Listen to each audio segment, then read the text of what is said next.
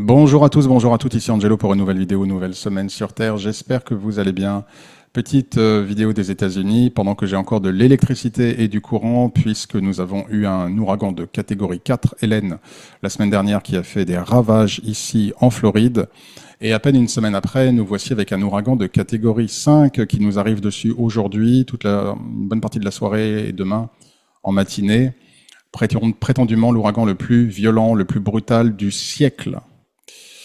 La plupart des Floridiens ont évacué, je suis toujours là où je suis, et il est possible qu'il y ait des coupures d'électricité, des coupures d'internet, des coupures d'eau, et plus encore pour les moins fortunés, puisque cet ouragan apparaît comme étant extrêmement ravageur. Il l'appelle l'ouragan monstre, comme un monstre.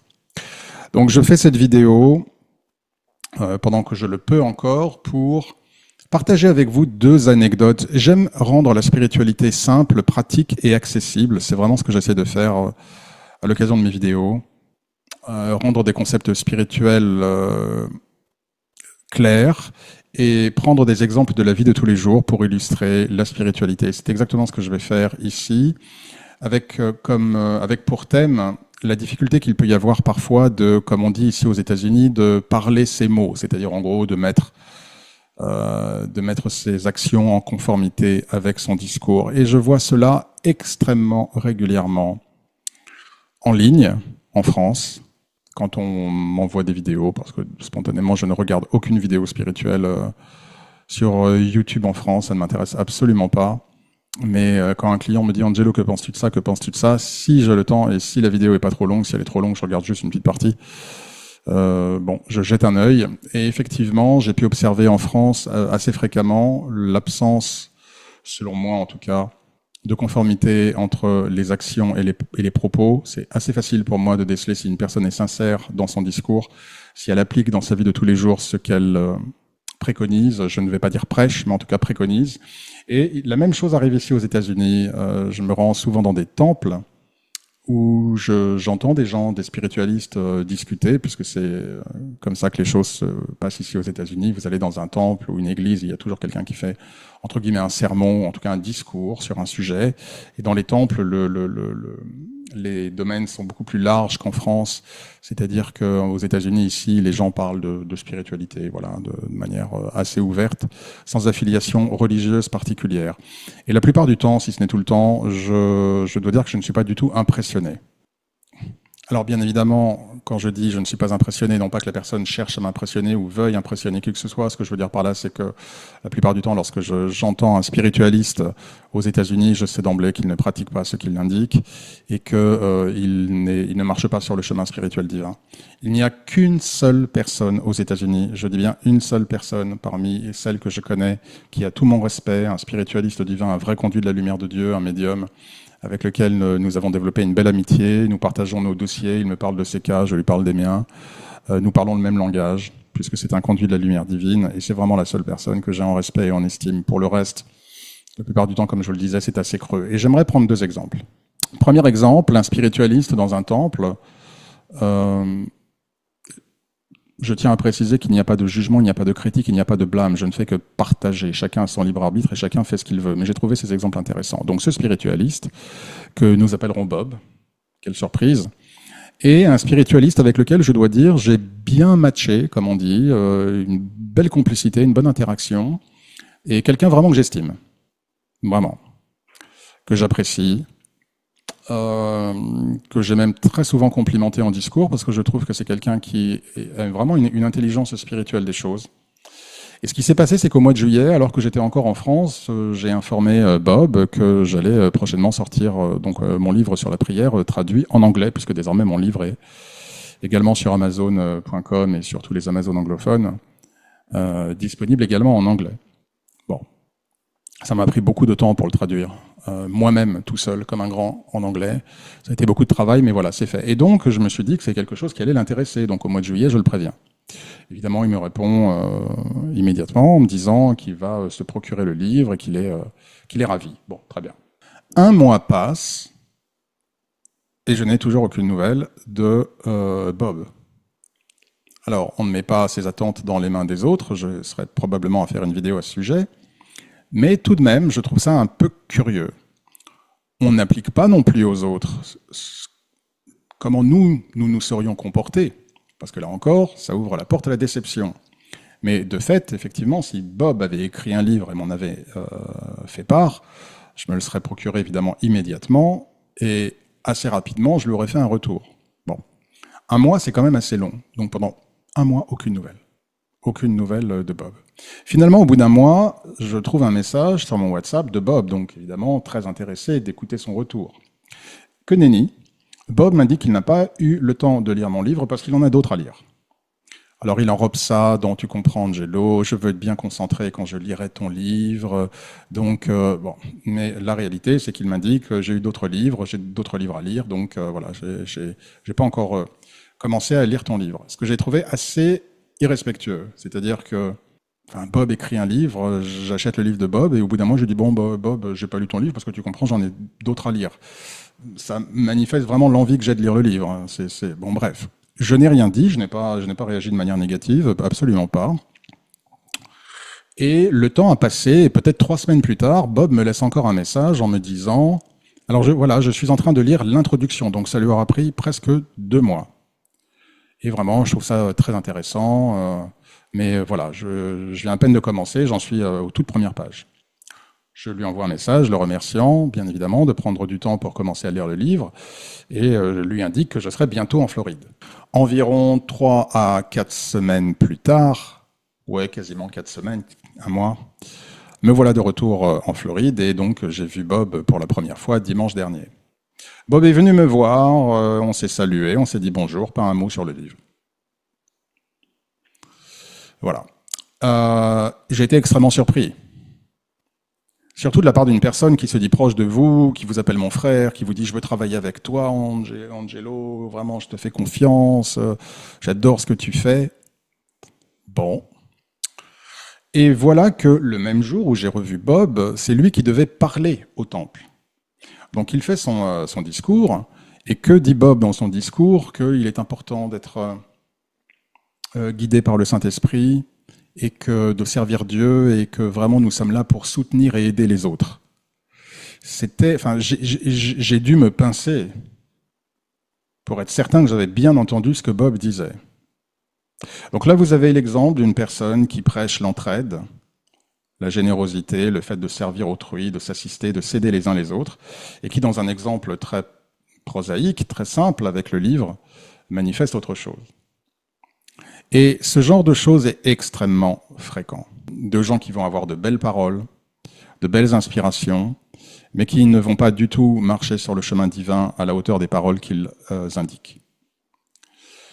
Le deuxième exemple, alors par rapport à ça, avant de parler du deuxième exemple, je pars du principe qu'il y a de la place pour tout le monde. Chacun est un enfant de Dieu et chacun peut se développer. J'ai même fait une vidéo il y a quelques années, peut-être 2 ans, où je mettait en avant une jeune femme qui faisait justement des consultations, qui était très sensible aux animaux. Et donc, j'avais même indiqué dans la vidéo ses coordonnées pour que les gens la contactent. C'est la moindre des choses. Si je peux aider, j'aide. Si j'avais un bureau, ce que je n'ai pas, dans ma salle d'attente, si d'autres spiritualistes voulaient mettre leurs flyers, mais pas de problème, mettez-les, aucun souci. Je ne suis pas dans la peur, je ne suis pas dans la compétition, il faut savoir s'entraider les uns les autres. Or, voici que Bob, malgré des propos assez plaisants, il faut se soutenir, il faut s'aider, on est là pour élever les autres, malheureusement, n'a pas mis en accord ses actions par rapport à ses paroles. Alors j'ai appris évidemment que Bob écrit un livre sur la prière. Alors est-ce que Bob a été un petit peu embêté quand Angelo sorte un livre sur la prière quand lui-même est en train d'écrire un livre sur la prière? Est-ce l'ego, la jalousie, la peur? Il peut y avoir un lien. Deuxième exemple, Suzy. Comme vous le savez, comme je vous l'ai indiqué, il y a eu un premier ouragan qui est venu et un deuxième ouragan qui va venir. Et Suzy, qui est une amie, m'indique « Écoute, Angelo, je vais partir. » Elle habite pas très loin de chez moi. « Je vais partir parce que là, l'ouragan, ça va tout détruire. Et déjà, le premier était dur. Et là, le deuxième, ça va être l'apocalypse. Donc, toutes les autorités enjoignent les Floridiens à quitter la Floride. Donc, je vais partir. » Je fais « Ok, pas de problème. » Et pendant plusieurs jours, Suzy m'envoie des messages, Angelo, vraiment, il faut que tu partes. Angelo, c'est horrible, j'ai entendu ci, j'ai entendu ça. Angelo, il faut que tu viennes. Angelo, pars. Au bout d'un moment, je lui dis, Suzy, tu m'envoies des mauvaises énergies, là. Tu es en train de sombrer dans la peur. D'autant que Suzy est toujours une femme qui se plaît à dire qu'elle ne veut pas, elle n'apprécie pas les vibrations basses, qu'elle veut rester toujours en haute vibration.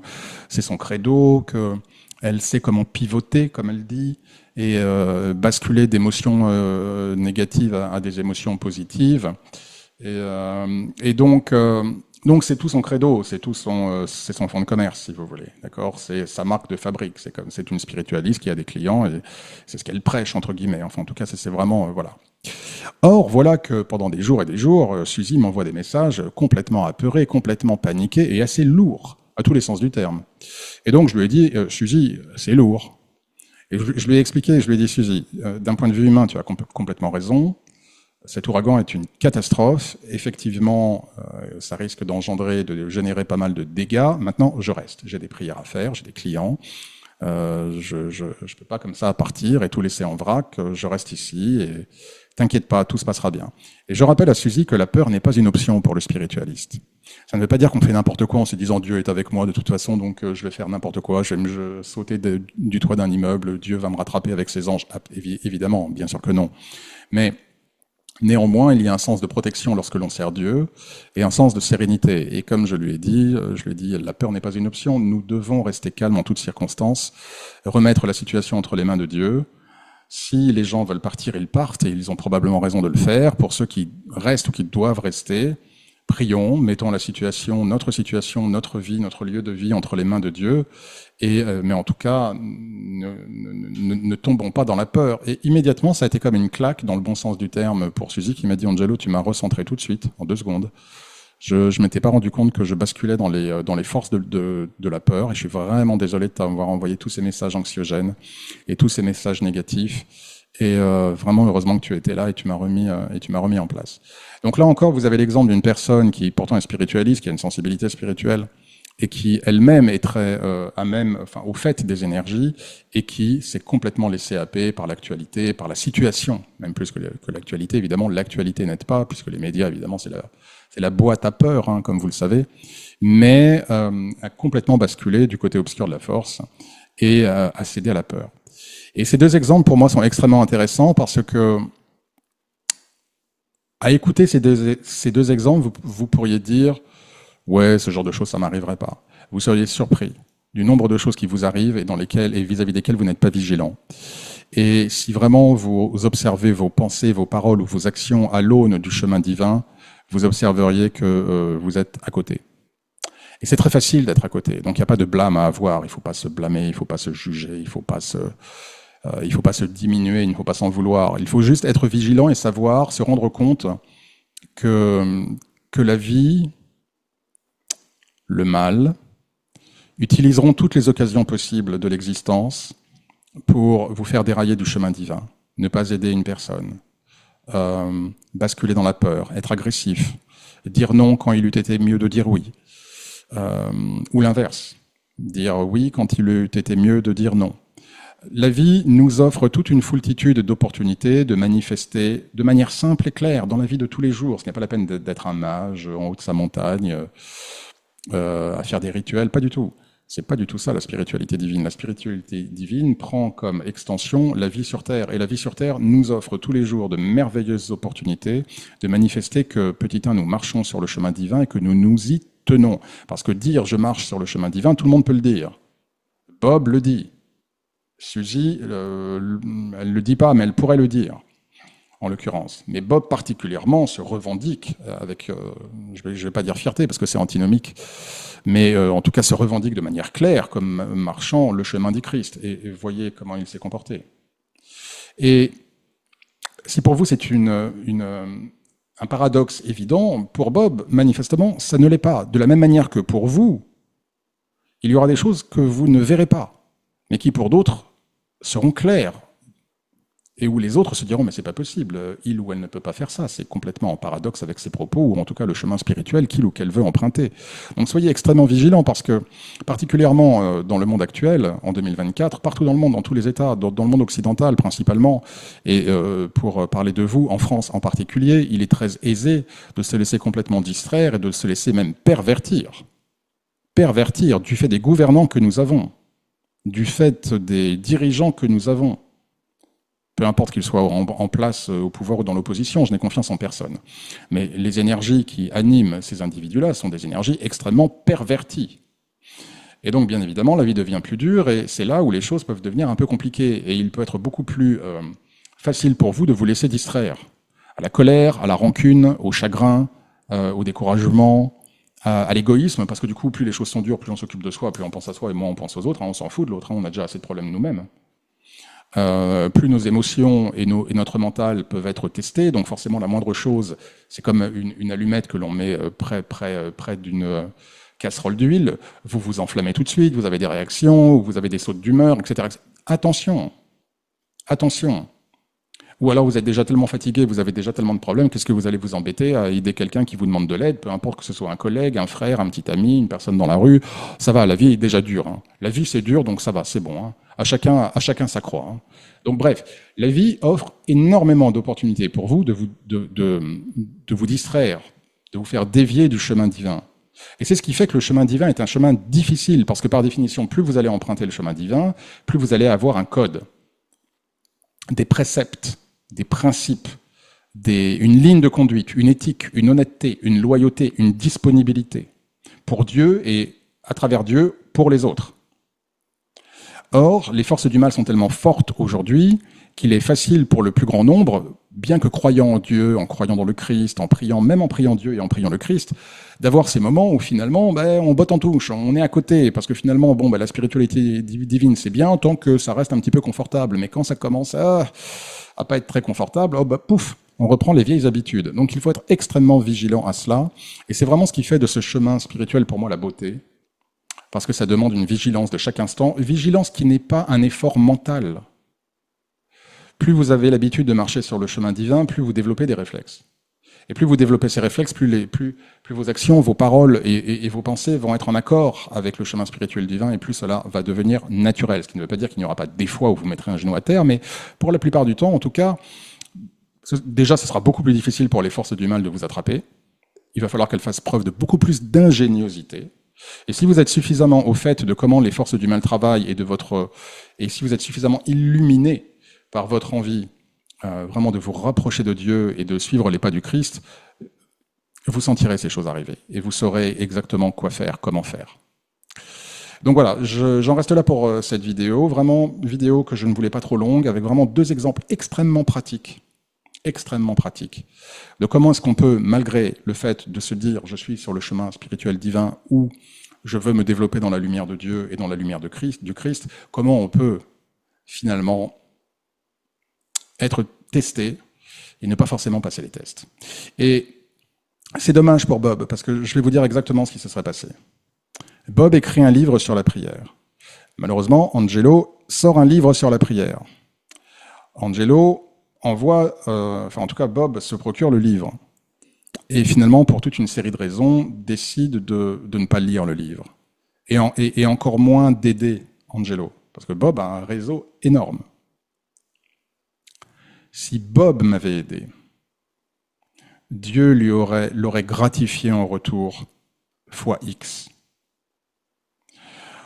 En me privant d'une opportunité également de croissance, non seulement en lisant le livre et en me donnant son retour, mais également en parlant autour de lui. En ne le faisant pas cela, Bob me prive, moi, d'opportunités de croissance par rapport à ce livre aux États-Unis. C'est pas grave, c'est son libre arbitre. Je ne lui en veux absolument pas. C'est son libre arbitre. Mais cependant, Bob se coupe de bénédictions qu'il aurait pu avoir de la part de Dieu, qui aurait vu que Bob soutient un autre de ses enfants également spiritualistes, votre serviteur, et du coup, Dieu l'aurait béni de multiples fois, avec son propre livre.